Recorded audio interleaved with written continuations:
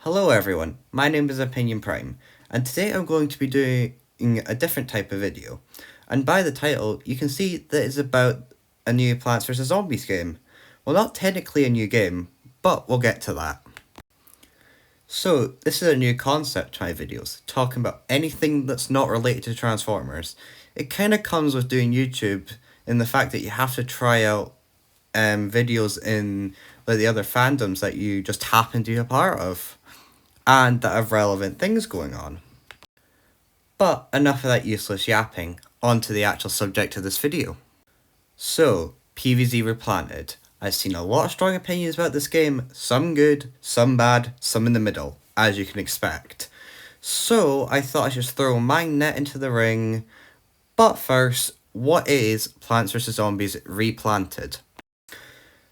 As some of you may be aware, Replanted is an updated remaster of the original Plants vs Zombies game, done in the style of the best port, which is a console version, with updated graphics, and presumably it will run better than the original. Maybe the other games they've released recently, like 3 and BFN, could have taken some notes from this. It also brings some new content, like a hardcore mode, and another which is assumed to be reduced sun from the sky, which doesn't affect 2 out of the 5 stages, but they didn't think that went through clearly.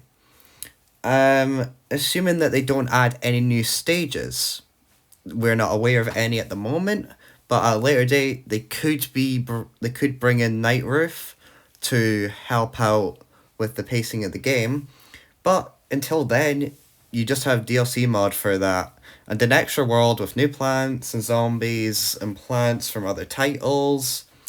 But DLC is not the focus of this video, so that's enough about it. But it does come in handy later with trying to show something with the new game. This game also has versus mode from the original console ports, and co-op, both things people have been asking for. What do you mean it's only local? So this is like a major issue, and it's already starting to show the cracks with the game. Why is there a pre-order bonus, and it's a skin, and it looks terrible? Retro pea shooter, you say?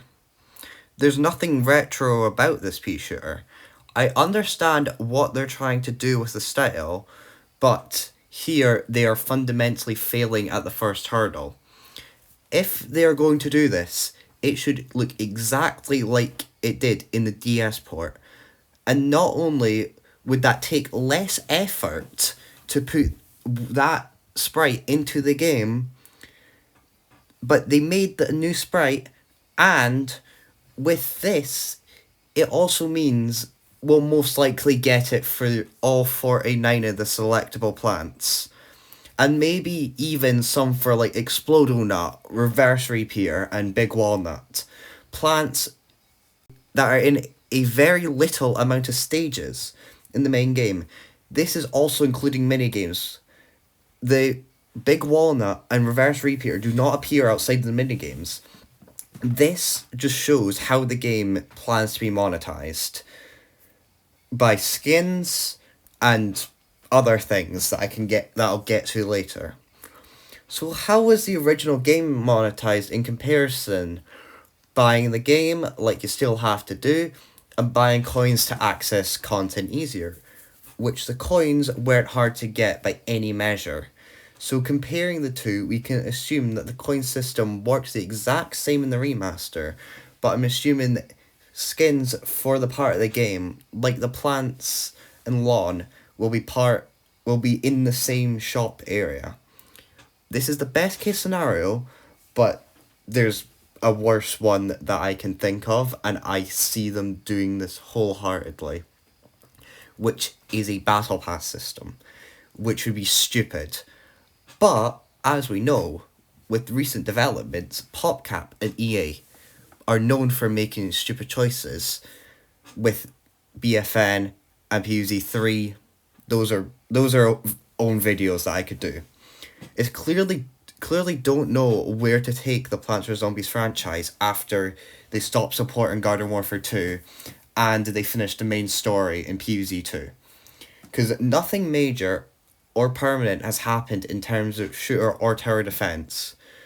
Although Heroes is getting balance changes as we speak, but not any new content. It may be a start, but it's it's not the greatest, and with the slight chance that we might get support back for Garden Warfare 2. It looks like we might be heading into a good place if they do not screw this up. And this game doesn't look awful, but what might happen is they don't keep what made the original game good. Like the simplicity, the zombies, the plants, how they synergize. Because for all we know, they've done loads of rebalancing, and plants barely are the same. And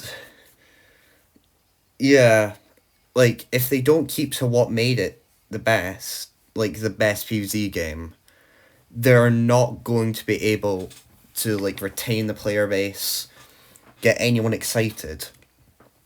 At the moment, my expectations are on the edge, I'd say. I I'm hoping that the game doesn't disappoint, but there's a high chance that it does, which would make me very sad because I love this franchise and I hate to see the way it's going at the moment.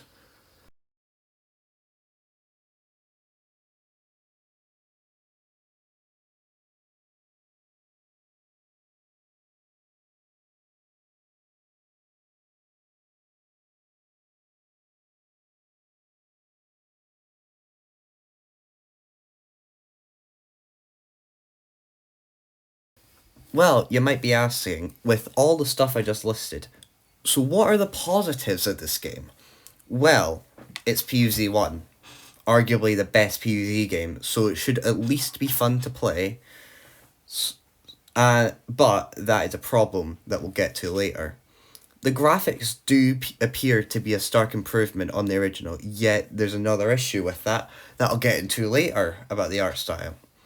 It really feels like every positive has something wrong with it. It's almost like this game has some serious flaws.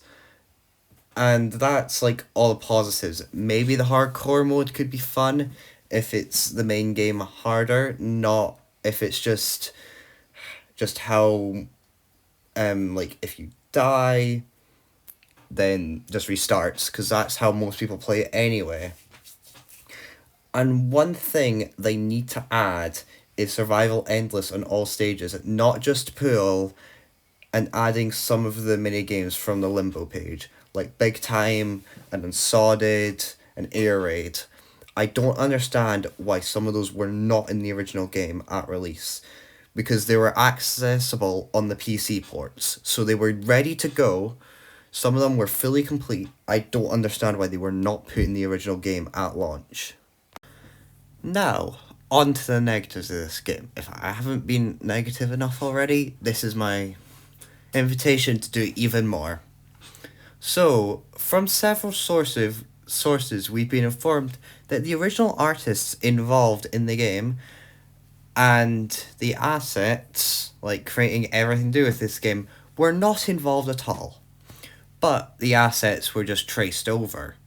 which is not only highly disrespectful to the original artists, but also shows that the team working on the game doesn't know how to do the art style justice, and don't have much and the higher ups, they do not have much confidence in the artists being like realistic to like confidence in the artists being realistic.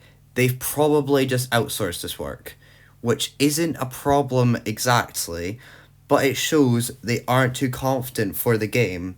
If they were, like, they would have had more of their experienced members like redesign the plants and zombies and everything else to do with it, but keeping the original like style but updating it instead of just tracing this. This also reinforces the idea that there's not going to be any new plants or zombies on launch.